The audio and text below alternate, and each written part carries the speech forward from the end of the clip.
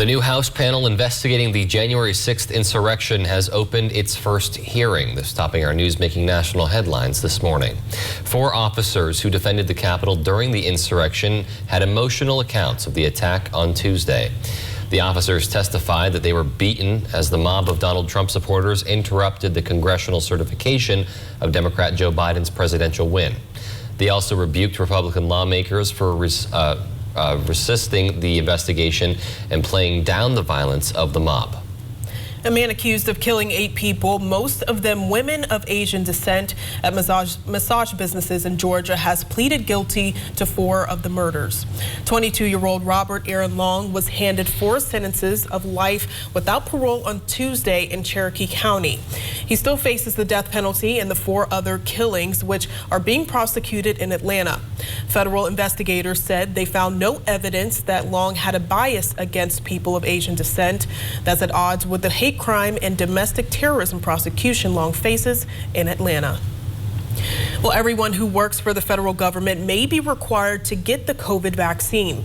President Biden may make that announcement this week as America adjusts to the new CDC recommendation that everyone, even those fully vaccinated, need to mask up. NBC's Tracy Potts has more with what you need to know. New overnight, the top doctor at the U.S. Capitol is requiring everyone wear a mask, vaccinated or not.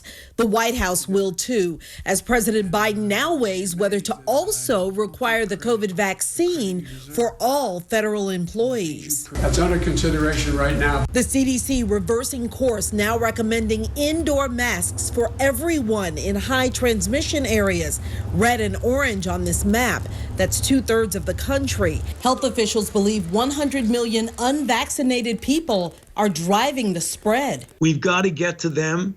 We've got to convince them to get vaccinated. But there's also new evidence that infected people who are vaccinated can transmit the virus to others. Those data are very compelling, and that triggered the change in the CDC guideline. The CDC recommendation includes masks for all school children and staff, but several states have banned mandates. It's confusing to parents. It's like one school district's going this way, but one school district a few miles up the highway is different. Vice President Harris seen masking up in Washington Tuesday. None of us like wearing masks.